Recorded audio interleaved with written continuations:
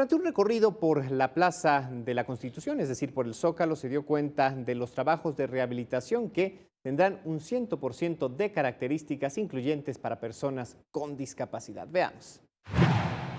Las obras de remodelación que se realizan en la Plaza de la Constitución llevan un 60% de avance, progresan en tiempo y forma, por lo que se estima se concluya antes del 15 de septiembre, durante un recorrido encabezado por el secretario de Obras y el titular del INDEPEDI, Fidel Pérez de León, fueron mostrados los materiales y elementos que forman parte de la renovación, como son el sistema de drenaje pluvial y los accesorios de anclaje, para la instalación de carpas y escenarios sin dañar el pavimento. En entrevista para Capital 21, el director general del INDEPEDI, Fidel Pérez de León, habló sobre la accesibilidad que tendrá la plancha del Zócalo para personas con discapacidad.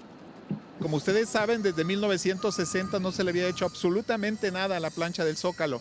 Estaba agrietado, estaban las placas levantadas, entonces cuando veníamos las personas con discapacidad pues eran obstáculos tremendos.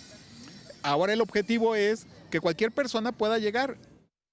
Se recordó que las obras de renovación incluyen la colocación de 750 metros lineales de drenaje, 290 luminarias de piso y 28 de poste removible, así como 56 puntos de izaje distribuidos estratégicamente para garantizar su funcionabilidad. La inversión para la renovación del primer cuadro de la ciudad es de 100 millones de pesos.